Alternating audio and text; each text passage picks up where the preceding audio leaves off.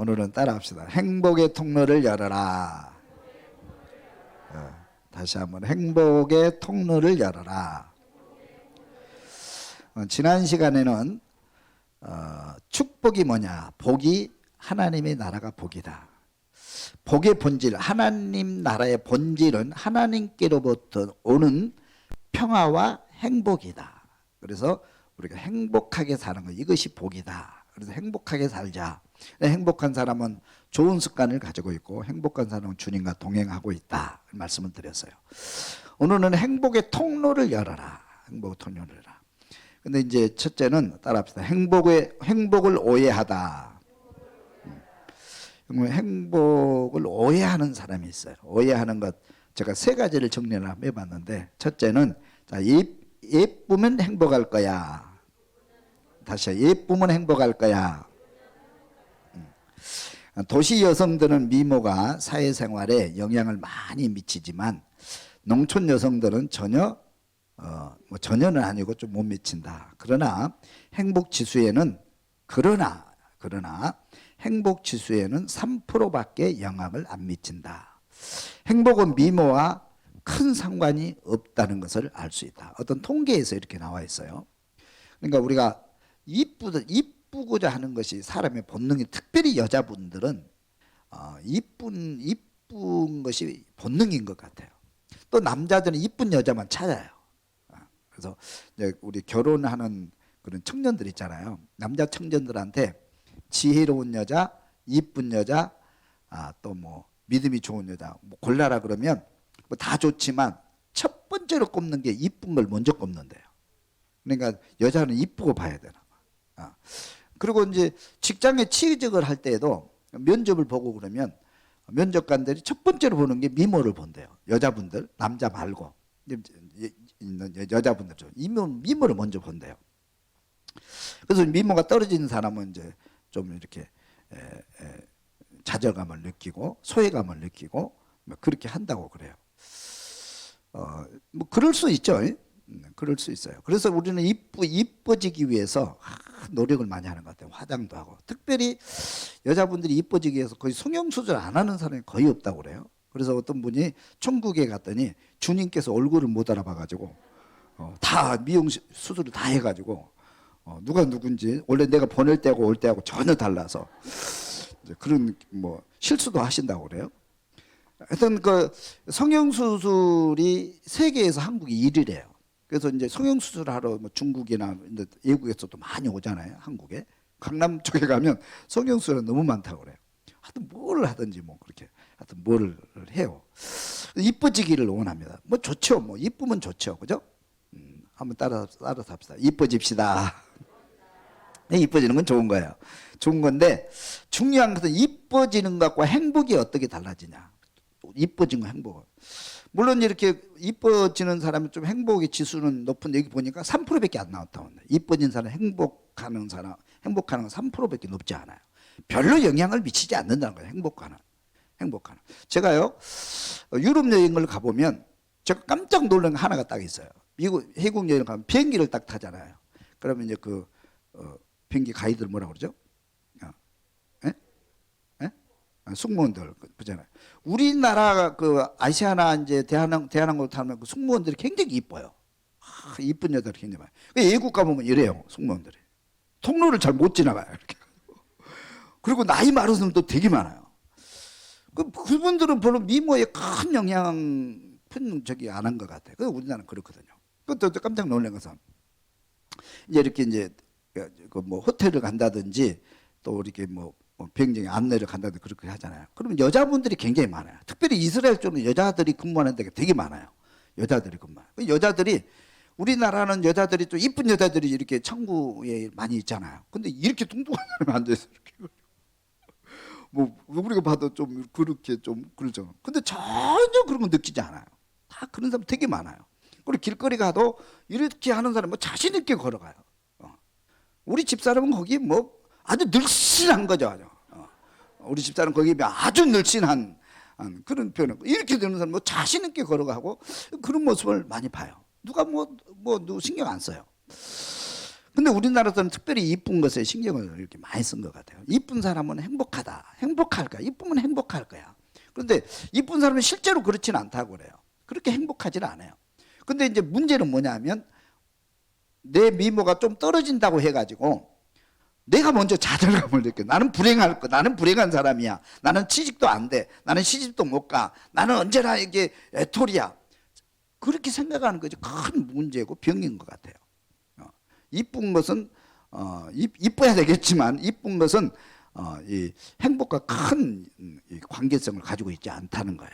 여러분 오해하지 마세요. 따라서 나는 그래도 행복할 거야.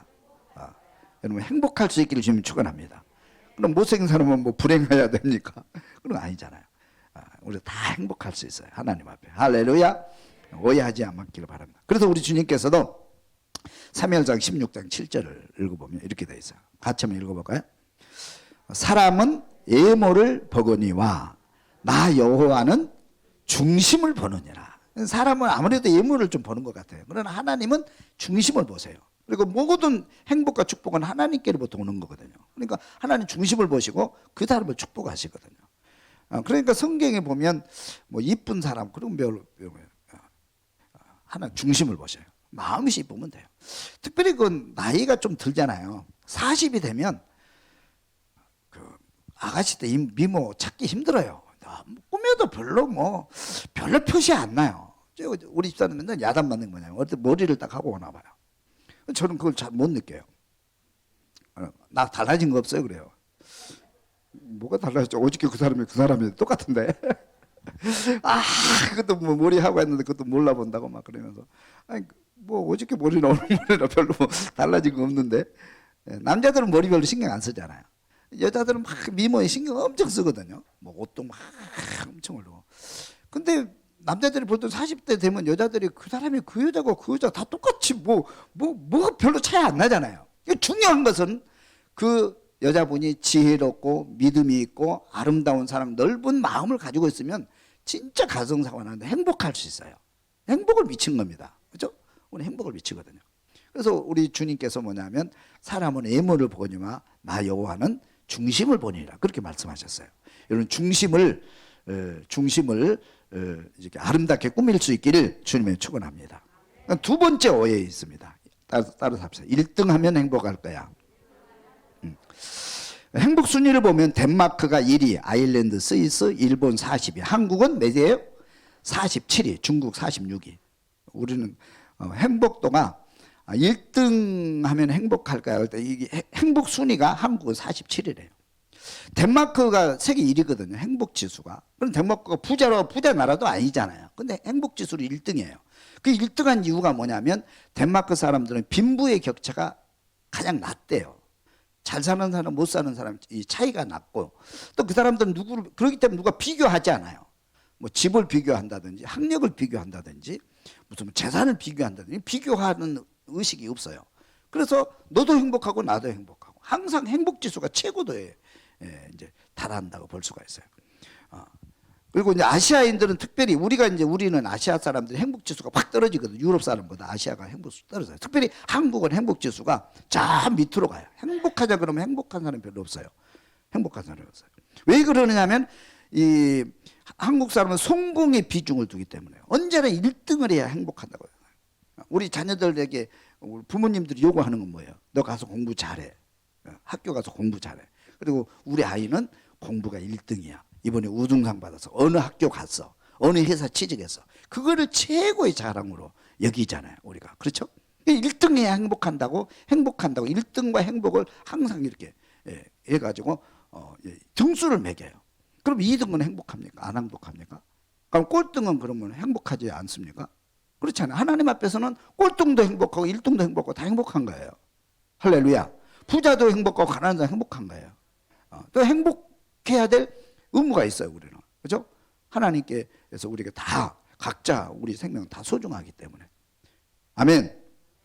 그래서 우리는 1등하면 행복할 거야. 이 생각을 좀 버렸으면 좋겠어요. 이러면 학교와 학생들에게 이제 우리 자녀들 학교 보내잖아요. 학교 보내는 목적이 뭐예요? 학교 보내는 목적이. 학교의 첫째 목적은 뭐냐면 행복이에요. 행복한 아이로 살기 위해서 이 아이가 인생을 행복하게 살아가기 위해서 학교를 보내는 거예요. 그래도 모든 걸 배우잖아요. 그리고 지식은 두 번째예요. 근데 우리 지식이 첫 번째로 보거든요. 1등은 한 명밖에 없습니다. 1등 아이들에게 행복하냐고 물어보세요. 가서.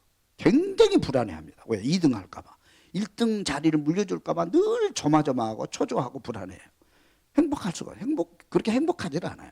저는 전에 카이스트 대학교 얘기했죠.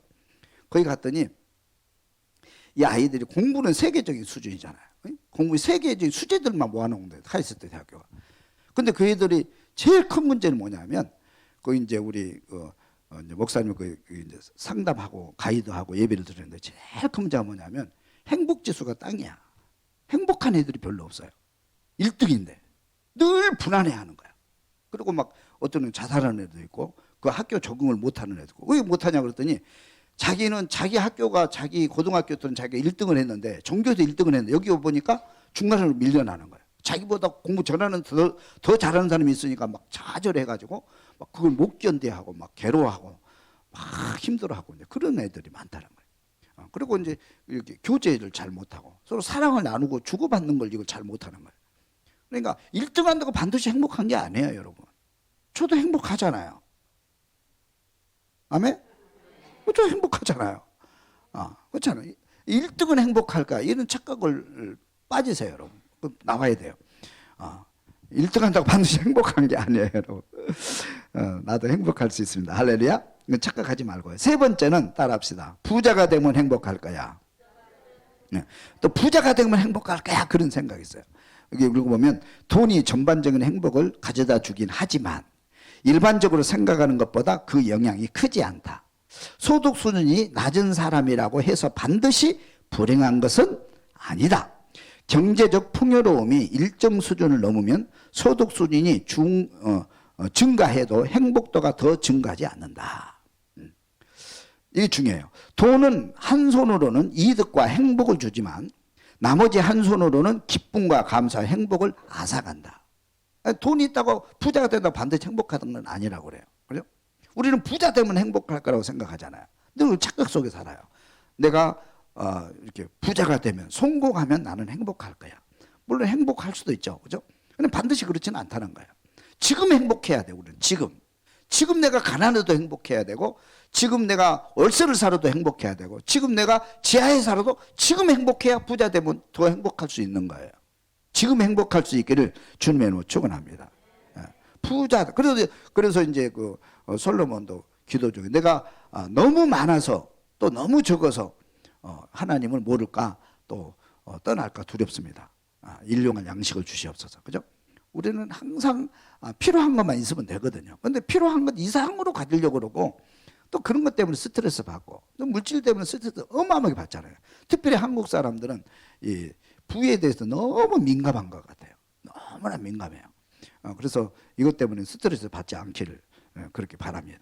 성경에는 부를 좀 이렇게 멀리하고 있어요. 우리가 복 받아라 이렇게 말씀도 하고 있지만 물질에 대해서 경계를 굉장히 많이 하고 있습니다. 그 대표적인 예가 마태복음 19장 23절에 있어요. 한번 읽어봅니다. 마태복음 19장 23절. 예수께서 제자들에게 이르시되 내가 진실로 너희에게 이르노니 부자는 천국에 들어가기가 어려우니라. 다시 너희에게 말하노니 낙타가 바늘기로 들어가는 것이 부자가 하나님의 나라에 들어가는 것보다 쉬우니라 하시니라. 아멘. 그러니까 부자 되면 행복할 거야. 그런데 부자 되면 행복하는 것이 아니고 오히려 하나님의 심판을 받을 수 있다는 걸 경계하고 있어요. 성공이 반드시 좋은 것만은 아니거든요. 그러니까 지금 행복해야 부자가 돼도 행복할 수 있어요. 할렐루야. 지금 행복할 수 있기를 바랍니다.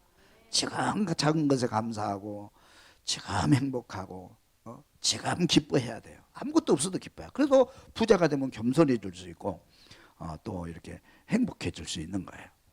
그래서 이제 그 오해를 하고 있어요. 우리는 예쁘면 행복하다. 또 1등하면 행복할 거야. 부자가 되면 행복할 거야. 이런 착각 속에 우리는 살고 있는데 그렇지 않아도 우리는 행복할 수 있어요. 할렐루야. 여러분 행복할 수 있기를 주님 축원합니다. 행복의 통로를 열어라. 따라합시다. 행복의 통로를 열어라. 행복의 통로를. 그러면 어떻게 하면 우리가 행복할 수 있느냐? 이거 몇 가지를 제가 정리를 했는데 5가지로 정리했어요. 아주 중요한 거야. 한번 꼭 여러분 실천해 볼 수 있기를 바랍니다. 첫째는 따라합시다. 사명으로 일할 때 행복합니다. 뭐 할 때 행복하다? 사명으로 일할 때 행복하다. 일할 때 행복해. 일. 그런데 일단 일은 축복이다. 늘 제가 말씀드린 일은 축복이다. 하나님께서 에덴 동산에 아담과 하와를 창조하시고 맨 먼저 주시는 복이 일하는 복을 주셨어요. 정복하라, 다스리라, 생육하고 번성하라. 그 일하는 거잖아. 일하는 복을 주신 거예요. 일하면서 행복을 느끼고 일하면서 기쁨을 느끼고 일하면서 보람을 느끼는 거예요. 사람의 가치를 느끼게 되는 거예요. 일하면서. 근데 그 일이 누구의 일이었어요? 하나님의 일이었어요. 사명으로 일하는 거예요. 그렇죠? 사명으로 일하는 거예요. 근데 아담과 하와가 죄를 짓고 에덴 동산 쫓겨났죠. 쫓겨나서 뭐냐면 하나님께서 하나의 심판이 뭐냐면 이제 먹을 것을 찾아가라고. 그죠? 뭐 일하는 밖에서 일해야 네가 먹을 것을 이제 얻을 수 있게 하는 거예요. 그래서 이제 에덴 동산 쫓겨난 인간은 옛날엔 먹을 것 때문에 일한 게 아니죠. 하나님의 나라를 위해서 열심히 일했죠. 보람도 있고 기쁨도 있고 가치도 있었어요. 근데 이제는 그런 것이 없고 이제는 먹고 살기 위해서 일하는 거예요. 일을 안 하면 굶어 죽어. 그러니까 먹고 살기 위해서 막 일하는 거예요. 먹고 살기 위해서. 이게 이제 타락의 결과입니다. 타락의 결과. 근데 우리 주님께서 분명히 말씀하시죠. 무엇을 입을까, 무엇을 먹을까, 무엇을 마실까 염려하지 말아라. 이 모든 것들은 이방인들이 하는 것. 이방인들은 먹을 것을 쫓아가. 근데 너희는 그러므로 따라합시다. 그러므로 거기 마태복음 6장 33절을 한번 읽어봐요. 마태복음 6장 33절. 그런즉 너희는 그의 나라와 그의 의를 구하라. 그리하면 이 모든 것을 너희에게 더하시리라. 사도행 20장 24절. 내가 달려갈 길과 주 예수께 받은 사명 곧 하나님의 은혜의 복음을 증거하는 일을 마치려 하면은 나의 생명조차 조금도 귀한 것으로 여기지 아니하리라. 그래서 주님께서 뭐냐면 그의 나라와 의를 위해서 구하라. 사명으로 일하라는 거예요. 그러면 너희들 먹을 거 입을 거 내가 다 알고 있고 또 채워줄 것이다. 그래서 사람이 최고 행복은 일터에서 행복을 찾는 거예요. 일터에서 여러분 일터에서 어떤 사람은 일터에서 돈 벌기 위해서 일하는 사람 있잖아요. 그러면 일터가 너무 괴로워요. 내가 먹고 살기 위해서 일하는 사람 일터가 너무 괴로운 거예요. 언제 끝나나? 왜 퇴근 시간 안 되지? 오늘 주일이라 또 오늘 쉬는 날에 또 나오라고 그러네. 퇴근 시간 됐는데 왜 안 보내주지? 일터가 너무 괴로워. 먹고 살기 위해서 일하는 사람 일터가 괴롭습니다. 그러나 사명으로 일하는 사람 일터가 즐거워요. 일터 자체가 이게 내 삶이고 내 가치가 거기 있고 거기서 보람이 있고 거기서 축복이 있는 거예요. 일터 자체가 행복이에요. 가정도 마찬가지고 직장도 마찬가지고. 직장 생활이 즐겁습니까? 사명으로 일하면 즐거운 거예요. 사명으로 일하는 사람. 할렐루야. 저는 이런 얘기가 있잖아요. 임마누엘 칸트가 다 이렇게 음식 먹으러 갔는데 음식을 먹고 쫙 일행이 들어가는데 거기서 청소하는 청소부가 한숨을 지시면서 누구는 저렇게 다 밥 먹으러 들어오고 나는 여기 쓰레기나 쓸고 있고 이게 정말 불공평하다. 그래서 막 불평하고 투정했어요. 그것을 바라본 칸트가 와가지고 여보시오.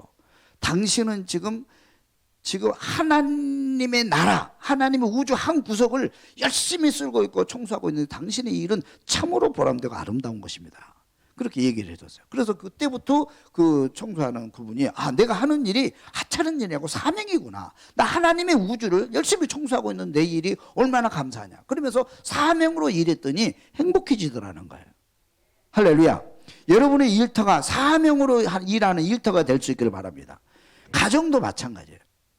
어쩔 때는 이제 우리 하면서 제가 그런 생각을 해요. 요즘 제가 행동이 좀 달라졌어요.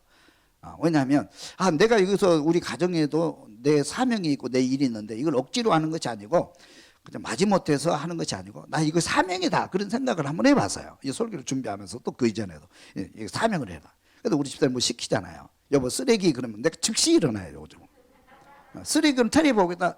알겠어요. 옛날에는 미기적거리다 이거 끝나고 조금 있다가 또 그러다가 또 야단 맞고 그랬거든요. 야단은 되게 많아요. 미루다 조금 있다가 할게요. 그러는데 또 이거 안 치웠어요. 그러면 막 또 야단 맞고 좀 세 번 야단 맞고 할 것보다 미리 하는 게 좋을 것 같아. 사명으로 하는 게 좋을 것 같아. 기쁨으로. 그래서 뭐 지적을 받으면 내가 즉시 일어나는 습관을 기르자. 그리고 즉시 일어나요. 쓰레기 그러면 즉시요. 어저께 쓰레기 그러면 즉시. 여보 이거 즉시 일어났어요. 아마 우리 집사람이 느낄 거예요. 그걸 한번 해봐요. 그러니까 너무 좋더라고. 기분이 너무 좋아. 일하는 나도 좋고 또 상대방 기분 좋고 또 분위기가 좋아지더라고요. 근데 우리 가정에서 조그만 일을 하더라도 사명으로 일하면 즐겁고 기쁜 거예요. 그래서 사명으로 일하는 사람이 최고 행복하다는 거예요. 어떤 분이 그런 간증을 하더라고. 자기는 그 일터에서 너무 예사가 너무 좋대. 그래서 열심히 일을 한대요. 정말 누가 시켜서 일하는 게 아니고 자기 일감을 찾아서 열심히 일을 한대요. 막 퇴근 시간이 지난지도 모르고 열심히 일을 했대요. 근데 월급을 막 올려주더래요. 일을 열심히 한다고. 그래도 자기는 월급밖에 너무 미안하대. 나는 일이 좋아가지고 여기서 열심히 일하고 있는데 내가 일이 즐거워서 지금 열심히 일을 하고 있는데 월급까지 올려주니까 너무 황당하대. 그게 너무 막 이렇게 미안하대요. 일을 열심히 하니까 월급도 못 올려주고 그렇게 한다고 그런 감정을 들었는데 그런 분위기, 그죠? 행복한 일터가 행복해야 돼요. 할렐루야. 여러분 하시는 일터가 행복할 수 있기를 바랍니다. 그래서 사도 바울도 뭐냐면 사명으로 일하잖아요. 얼마나 열심히 그렇게 복음 전하고 그렇게 하나님을 합니까? 그러니까 막 제자들이 막 거기 가면 안 됩니다. 예루살렘 올라가면 결박당합니다. 위험합니다. 막 그렇게 하잖아요. 근데 걱정하지 말아라. 그래서 유명한 말씀을 하잖아요. 그죠? 나의 달려갈 길과 주 예수께 받은 사명, 하나님의 은혜와 복음 증가하는 일을 마치려면 내 생명도 조금도 난 아깝게 생각하지 않고 난 앞으로 전진한다. 그래 열심히 일하잖아요. 이런 모습, 이렇게 일터가 이렇게 즐거워야 돼요, 여러분. 일을 찾아서 할 수 있기를 주면 축원합니다. 일하는 현장이 즐거워야 그 행복이에요. 거기서 행복이 막 쏟아져 나오는 거예요. 할렐루야. 사명으로 일하는 사람.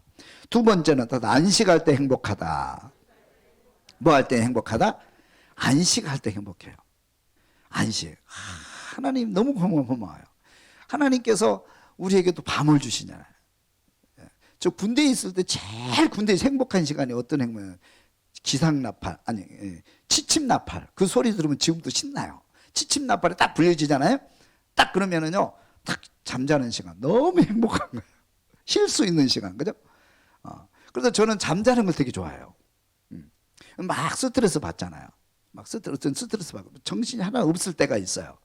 그러면 저는 스트레스 푸는 제1 요소가 뭐냐면 여러 가지가 있는데 그 중에 하나는 뭐냐면 딱 잠을 자면 스트레스가 풀려요. 딱 잠자고 일어나면 스트레스가 확 풀리고 다시 깨끗해져요.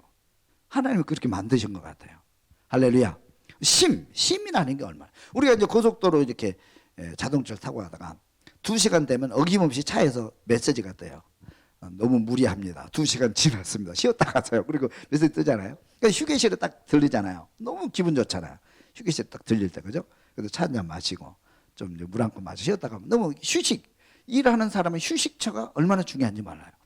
일 안 하는 사람은 휴식이라는 게 의미가 없어요. 그 즐거움을 몰라요. 일하는 사람은 안식이 그렇게 중요해요. 그래서 하나님께서 우리에게 안식일을 주시고 안식년을 주시고 그렇게 하신 거예요. 쉴 수 있는 시간을 주신 거예요. 할렐루야.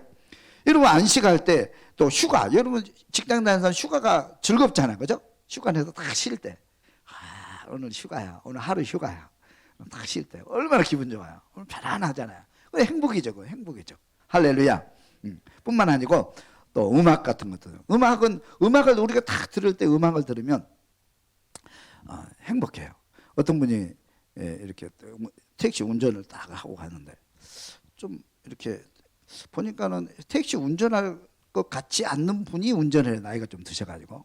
그래서 이제 그 손님이 그렇게 얘기했대요. 인상이 참 좋습니다. 혹시 운전 얼마나 하셨습니까? 운전요 3년째입니다. 젊어서 뭐 하셨습니까? 젊어서 큰 회사에 이렇게 크게 잘 나가는 그런 이었어. 그래서 은퇴를 하고 이렇게 일을 찾다가 일감이 없고 그래서 택시 운전을 하신 거예요. 택시 운전을 하신 거예요. 그래도 자기는 너무 행복하대요. 택시 운전하면서 너무 행복하다고 그래요. 왜 행복합니까? 그러니까 제가 원래는 음악을 좋아했는데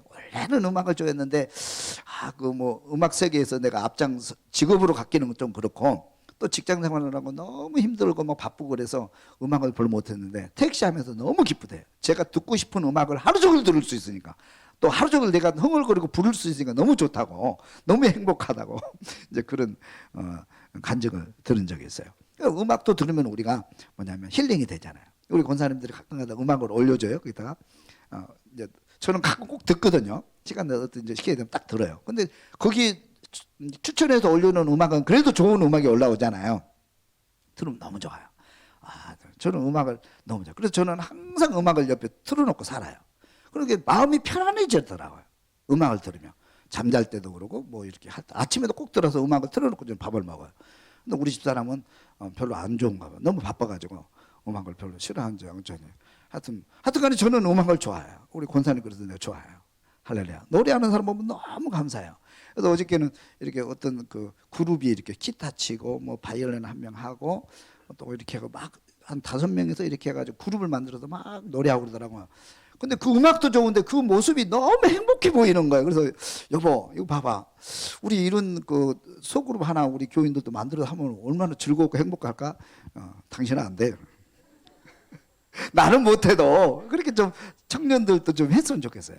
자기 직장자가 너무 우리 옛날에 그 연습곡 한번 볼 때 난 지금 생각나는데 그 의사들 직업이 의사인데 일주일에 한 번씩 모여서 찬양하는 그런 노래하는 그런 그룹이 있었잖아요. 그 음악이 조용하고 너무 좋더라고.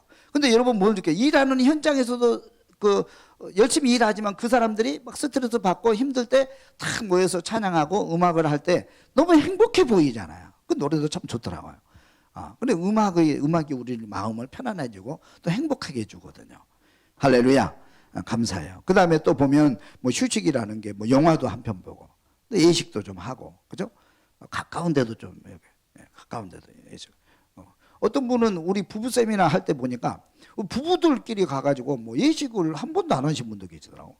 예식할 시간도 없고 돈도 없다는 거예요. 얼마나 바쁘게 사는지. 바쁘게 사는 것도 좋지만 좀 휴식을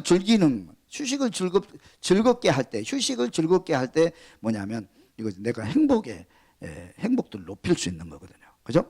여러분 휴식을 잘 이용할 수 있기를 주님의 축원합니다. 그래서 사람은 제일 행복한 게 먹는 게 참 행복해요. 먹는 게 그죠? 먹을 때 참 행복해지잖아요. 서로 먹을 때 그죠? 음식을 나눠 먹을 때.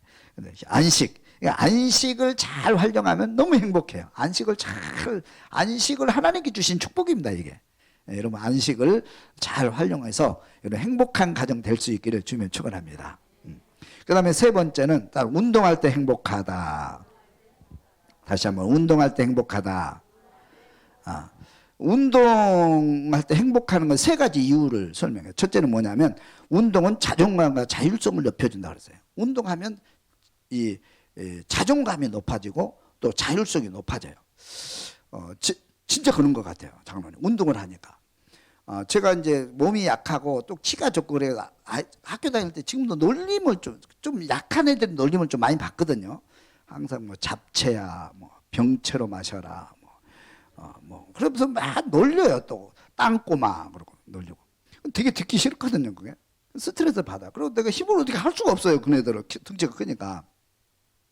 그래서 제가 중학교 2학년 때부터 운동을 했거든요. 운동을 했어요. 그때 합기도를 했어요. 학년에. 등치가 조금 해가지고 그때 한 4년 했습니다. 4년 딱 하고 나서 보니까 자존감이 생겨요.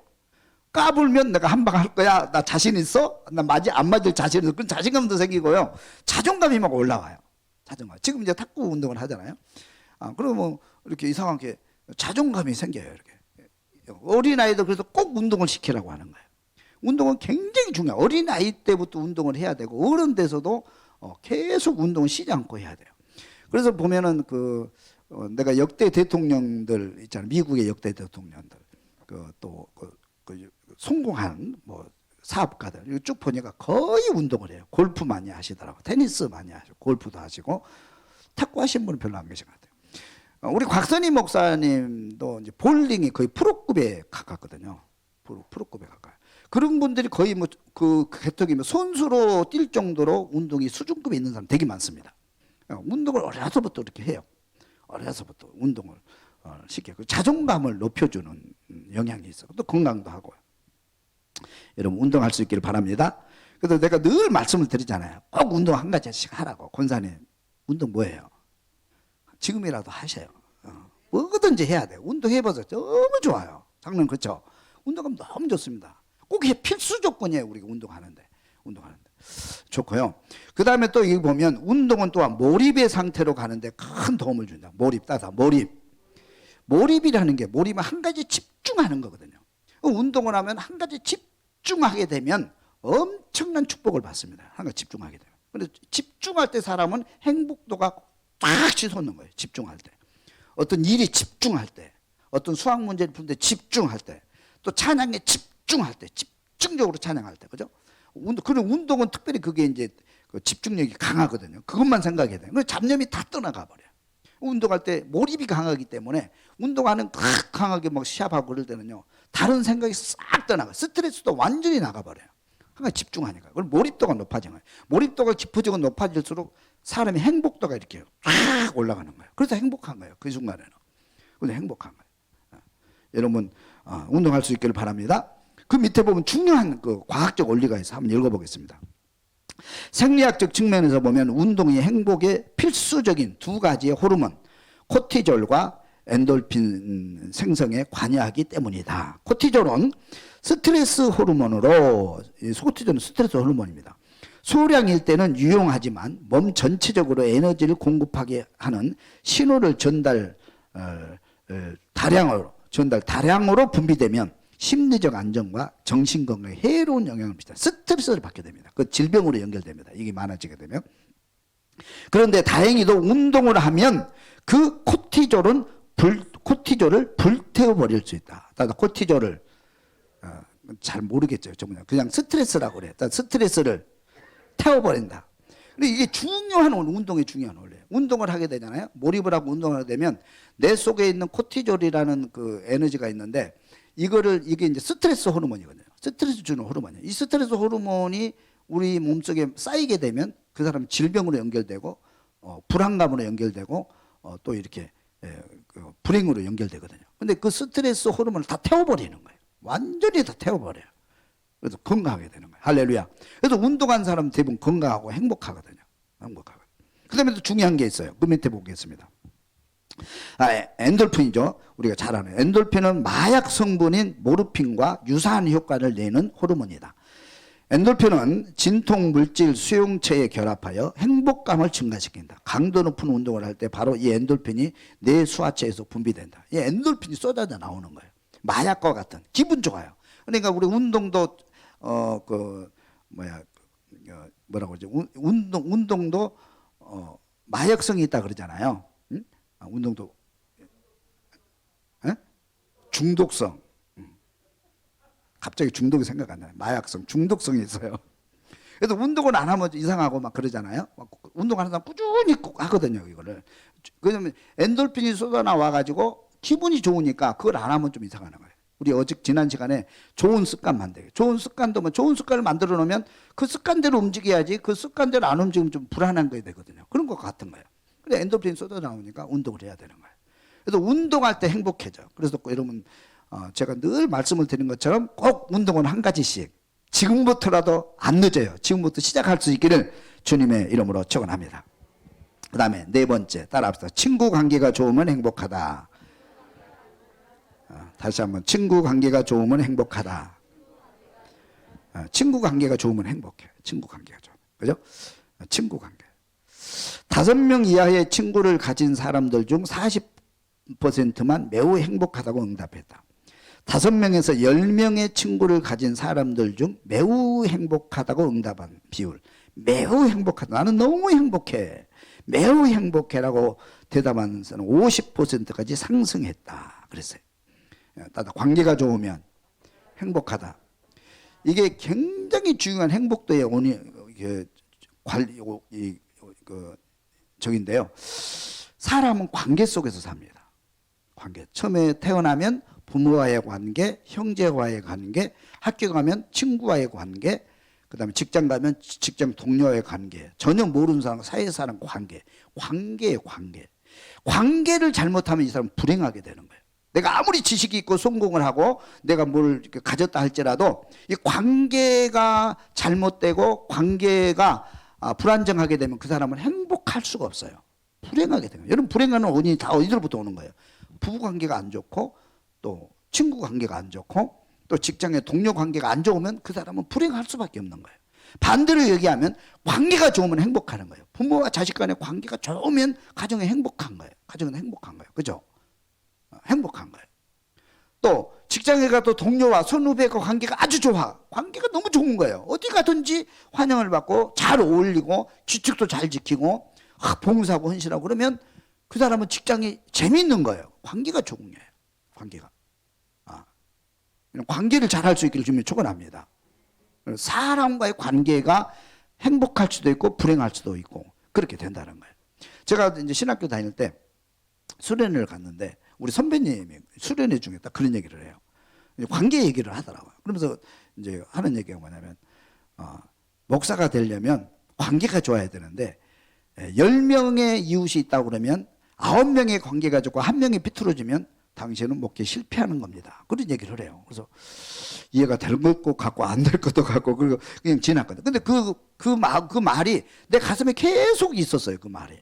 그래서 목회를 하면서 관계가 좋아지면 장로님과 관계, 권사님들과 관계, 또 이렇게 또 노예 가면 노예 목사님 손님의 관계, 이 관계가 좋으니까 늘 행복한 거예요. 할렐루야. 관계가 비틀어지고 막 서로 이렇게 하는 사람 한 사람만 있어도 너무 힘들잖아요. 그 사람 때문에. 그죠? 너무 힘들거든요. 관계가 행복을 만들어주는 거예요. 그래서 친구가 5명 있는 사람은 여기 보니까 40%가 행복하다 그랬어요. 5명 이상, 10명까지 5명 이상 있는 사람들은 매우 행복하다 그렇게 얘기했어요. 매우 행복하다. 왜 그러냐면 관계가 좋으니까. 내가 스트레스 받잖아요. 또 힘든 일 있잖아요. 그럼 누구 찾아가요? 권사님 힘든 일 누구 찾아가요? 친구 찾아가요. 친구 찾아가 막 하소연 밥 먹으면서 내 우리 남편이 막 이렇게 해서 신경질 나서 위로받고 그죠? 위로받고 그러면 풀어지잖아요. 행복해지잖아요. 그죠? 친구를 찾아가서 깊은 얘기를 하고 서로 뭐 그냥 뭐 깊은 얘기 어떤 분이 들어봤대 그거를 친구들끼리 무슨 얘기 하나 들어봤더니 내용이 하나도 없대요. 오늘 밥을 많이 먹었네. 뭐 1kg를 빼려고 노력했네. 뭐 신랑한테 야단만 몇 쓸데없는 얘기. 그러면 또 와가지고 오늘 얘기 다 못했으니까 집에 가서 전화로 하자. 별로 내용도 별로 없어요. 근데 그 얘기를 하면서 행복하다는 거예요. 행복하다는 거예요. 그 친구가 얘기할 수 있는 친구 그죠? 그냥 아무 때건 만나서 커피 한 잔 마시면서 얘기할 수 있는 친구가 5명 이상 있으면 매우 행복한 사람이다. 그렇게 돼 있어요. 통계가 그렇습니다. 친구가 없으면 어때요? 말할 수 있는 아무리 힘들어도 누구한테 얘기할 수 있는 친구가 없으면 행복하지 못하다는 거죠. 여러분 친구를 사귈 수 있기를 주님의 축원합니다. 저도 그런 것 같아요. 이제 저는 친구를 사귀려고 많이 노력해요. 근데 이제 이렇게 예를 들면 우리 노예가 있어요. 노예 가면 많은 손후배 목사님들 다 있잖아요. 그럼 다 친해요. 벌써. 근데 내가 이제 딱 막상 가가지고 내가 힘들어. 누구한테 가서 밥 좀 먹고 싶어. 그럼 밥 먹으려고 전화해서 전화할 만한 사람 찾아보니까 별로 없어요. 그냥 내 개인적으로 가서 오늘 밥 먹을까? 나 커피 한 잔 마시러 갈게요. 그리고 갈 사람이 별로 없어요. 또 우리 교회에 무슨 경조사가 있어요. 뭐 아들이 결혼했어요. 그러면 이제 이렇게 이제 뭐 초대장 보낼 사람이 별로 없어요. 그냥 친구지, 그냥 아는 사람이지 친구는 아니에요. 그렇죠? 그런데 친구는 누구냐 하면은 거기도 소그룹을 만들어요. 저는 소그룹이 되게 많습니다. 감대가 소그룹이 되게 많아요. 노예에서도 소그룹이 있어요. 모임이 있어요. 이렇게 몇 개 모임이 있어요. 그 모임에는 가면 되게 친해요. 뭐 농담도 짓게 하고 뭐 이렇게 하고 뭐 아무 때고 커피 마셔도 그 소그룹 모임. 그래서 소그룹 모임이 굉장히 중요한 것 같아요. 교회 안에서 소그룹이 있잖아요. 구역 모임이 있고 또 친한 모임이 있잖아요. 그러면 여러분 그 소그룹이 굉장히 중요해요. 그래서 저는 학교 가도 소그룹이 있고 뭐 또 이렇게 노예 가도 소그룹이 있고 운동회도 소그룹이 있어요. 운동회도 운동하는 사람들 제가 탁구를 하니까 전국의 목회자 탁구 거의 모르는 사람이 없어요. 다 알아요. 탁구 치는 좀 대회 나오는 사람 거의 모르는 사람 거의 없습니다.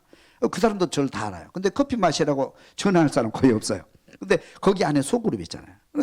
친구를 사귀는 거예요. 친구 사귀는데 그것이 그 친구들이 내게 행복을 주는 거예요. 행복을 주는 거예요. 그래서 친구를 잘 사귀자. 관계를 잘하자. 굉장히 중요합니다. 이런 친구를 사귈 수 있기를, 그래 행복해질 수 있기를 주님의 이름으로 축원합니다. 우리 성경 한 구절 보고 갈게요. 사무엘상 18장 1절 봅니다. 다윗이 사울에게 말하기를 마침에 요나단의 마음이 다윗의 마음과 하나가 되어 요나단이 그를 자기 생명같이 사랑하니라. 요나단은 다윗을 자기 생명같이 사랑하여 더불어 언약을 맺으며 요나단이 자기가 입었던 겉옷을 벗어 다윗에게 주었고 다윗의 군사와 함께 활과 띠를 그리하였더라. 이 다윗이 막 쫓겨다니고 그러잖아요, 사울에게. 근데 사울의 아들 요나단과 굉장히 친한, 생명까지도 줄 수 있는 친구가 되었거든요. 그래서 우리 다윗과 요나단 유명하게 되잖아요. 그래서 다윗이 위로를 받고 그 힘든 과정에서도 위로를 받고 요나단도 이렇게 힘든 상황 속에서 그 친구 관계에 우리가 유명한, 서로 친하게 지내는, 생명까지도 줄 수 있는 그런 친구가 과연 몇 명이 있냐.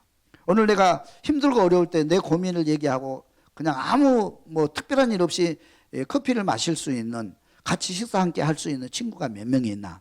5명 이상이 있으면, 여러분 머릿속에 5명 이상이 생각나면 그 사람은 행복한 거예요. 아마 그 사람 틀림없이 행복해요.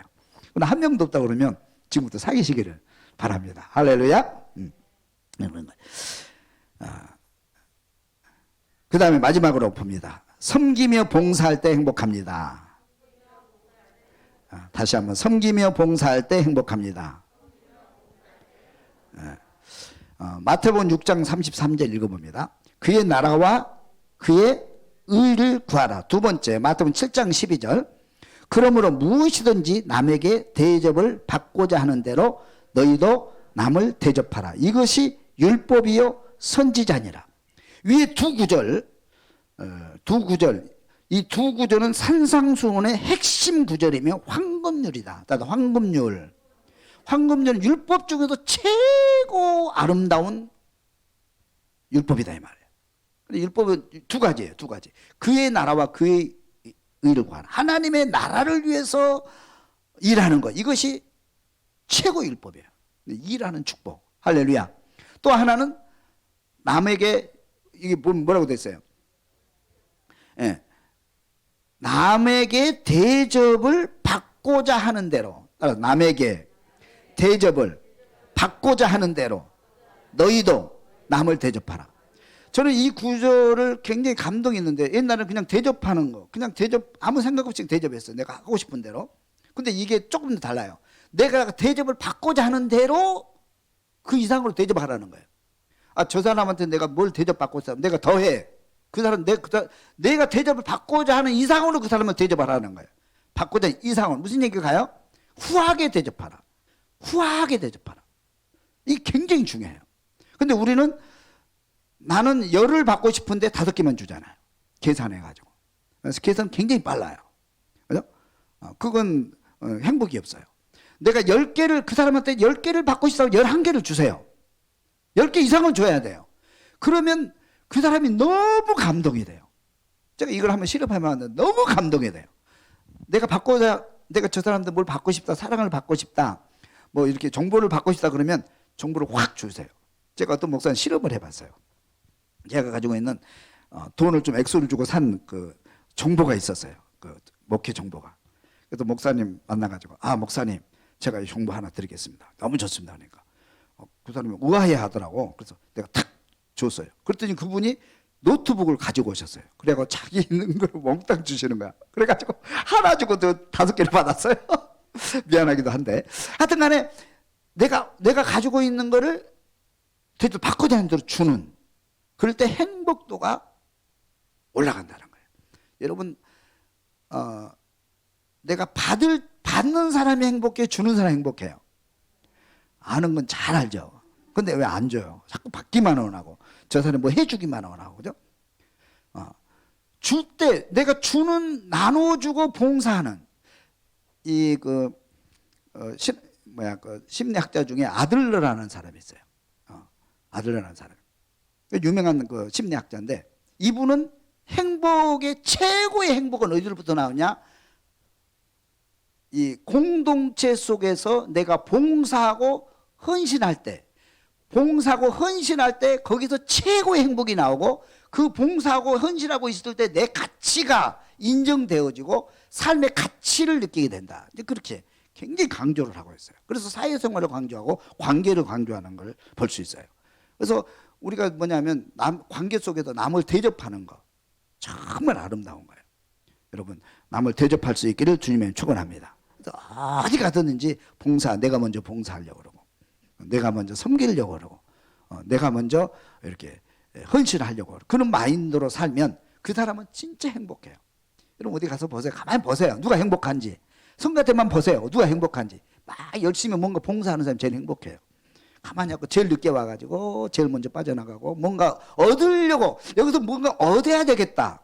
내가 여기서 뭔가 이게 가지고 가야 되겠다. 그런 마인드를 가지고 그 그룹에 들어온 사람은요. 아주 불행합니다. 그 사람은. 뭐 많이 가지고 갈지 모르는데 아주 불행해요. 그러나 이 그룹에 들어서 내가 먼저 헌신해야지, 먼저 봉사해야지, 내가 먼저 섬겨야지 이런 마인드로 열심히 일하는 사람은 최고 행복한 거예요. 그런 삶을 살 수 있기를 주님이 축원합니다. 그래서 행복의 통로를 열어라 하는 것은 우리가 행복을 오해하지 마세요. 예쁘면 행복할 거야, 1등하면 행복할 거야, 부자가는 행복할 거야. 그렇지 않습니다. 여러분 행복할 수 있습니다. 할렐루야. 행복의 통로, 사명으로 일할 때 행복합니다. 안식할 때 행복합니다. 운동하고 몰입할 때 행복합니다. 친구 관계가 좋으면 행복해질 수 있습니다. 내가 섬기고 봉사할 때 행복해집니다. 여러분 행복의 문을 여시고 행복의 축복을 받을 수 있기를 주님의 이름으로 축원합니다.